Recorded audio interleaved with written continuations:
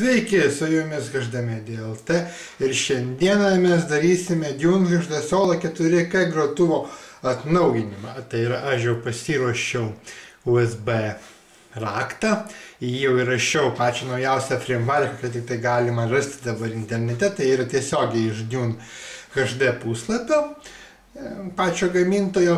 Ir kodėl aš dabar noriu pasidaryti tą, kaip sakoma, Dune HD Solo 4K atnaujinimą, kadangi mes jau žiūrėjom, kažkada tai aš jums rodžiau, kad šiame grotuve visiškai nėra tokio dalyko, kaip kažkur dingo Androidas, realiai.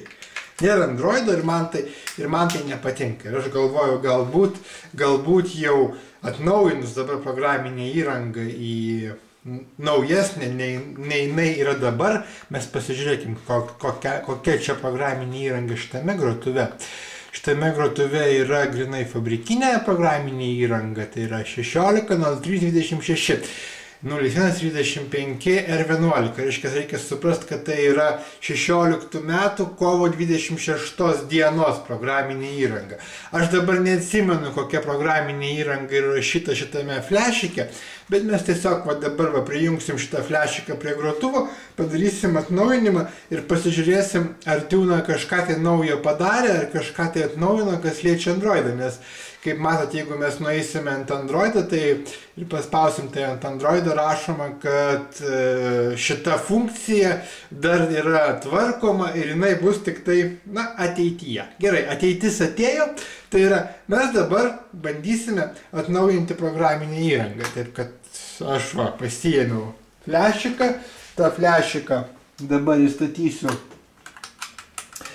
į grotuvo USB lizdą.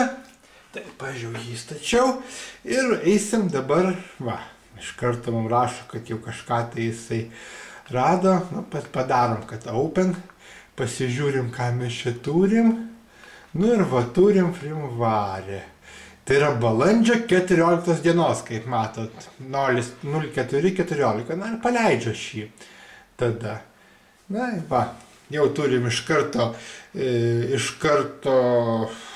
mums yra rašoma, kad yra firmware yra 16.03.26 ir klausia, ar atnaujinti 16.04.14. Savaime aišku darom upgrade. Grotuvas, kaip matote, pradeda kažką, jis rašo, kad jis jau yra pasiruošęs ir jis jau kažką darys. Tai yra ruošiasi upgrade'inti mums šitą grotuvą į naujesnę firmware. Ekranas juodas, kol kas nieko nematom, laikas eina. Firmware, įsijungia jau, gavom informaciją, kad firmware atsinaujina. Viskas iš tikrųjų vyksta kaip ir senesniuose Dune grotuvuose, tai yra visiškai nieko naujo. Langas nieko naujo, kaip buvo, taip ir yra. Tai dabar pasižiūrėsim. Čia atnaujins mums ir ką mes čia turėsim. Ar Androidas jau veiks ar neveiks, ar čia kaip ir buvo. Kaip pasakyti, lankstinukė matėsi, kad Androidas turėtų būti nuo balandžio mėnesio. Tai realiai balandžio mėnuo, tai yra firmware balandžio mėnesio. Tai dabar ir pasižiūrėsim, ar iš tikrųjų taip ir bus. Aš dabar tuoj nueisiu, paimsiu būtent lankstinuką ir jums iš tikrųjų parodysiu, kad tai yra būtent buvo kalbama apie balandžio mėnesį. Prašom, tai yra Androidas ir čia kalba apie April 16 metų, tai yra balandžio mėnuo. Tai ir mes dabar kaip tik dedam balandžio mėnesio firmware, jūs matot, 04.14, balandžio mėnesio 14 dienos. Ir žiūrėsim, ar iš tikrųjų čia viskas taip yra, taip kaip Dune sako. Ar bus tas Androidas ar nebus? Kągi, perkraunam grotuvą, spaudžiam restart ir žiūrėsim. Ar kažkas pasikeitė ar nepasikeitė, ar viskas ir liko taip kaip ir buvo.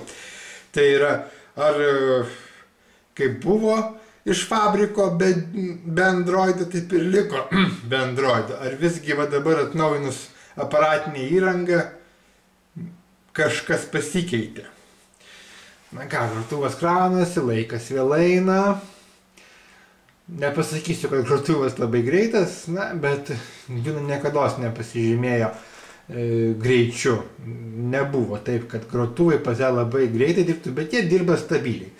Na taip, na va matot, viskas pasikrovė, lik ir pasižiūrim, ar tikrai aparatinė įranga nauja. Tuoj pasižiūrėsim, ar tikrai kovo, tai yra balandžio mėnesio.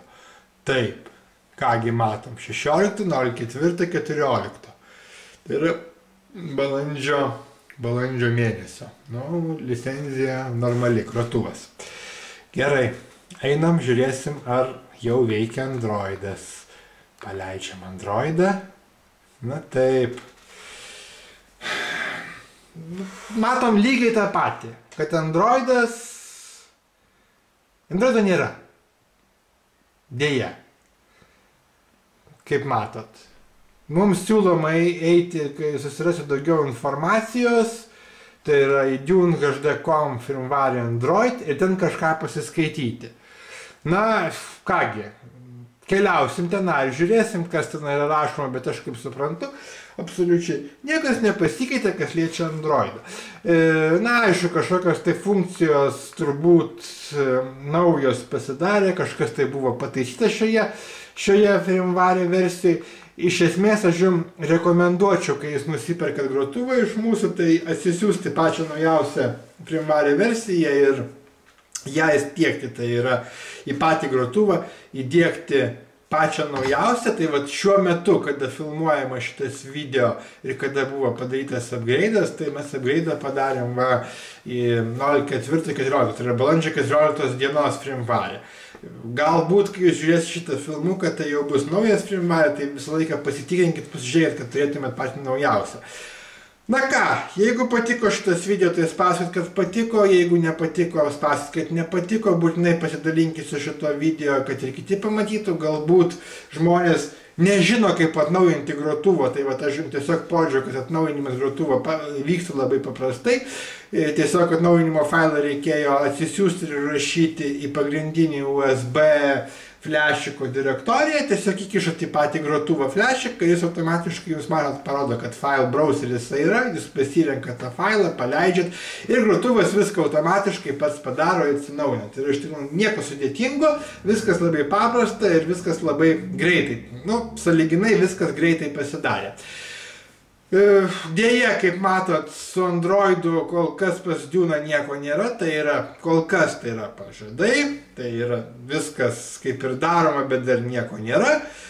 Nu, susitiksim kitą kartą, turbūt, kada Dune išleis naują firmware ir aš vėl darysiu upgrade'ą grotuvo ir žiūrėsime, kaipgi sekasi DuneHD Solo 4K grotuvui su Android operacinė sistema. Aišku, šitam grotuvui nėra tai aktualus dalykas to, kad tai būtų Androidas pasibūtinai, bet jeigu jūs tokia jau padarė tokią ikoną ir yra tokia funkcija, tai norėtųsi, kad ta funkcija ir ikona kažkiek tai ir veiktų. Dėkui už dėmesį, ačiū, kad klausėt, ačiū, kad žiūrėjot, iki kito karto, sėkmės!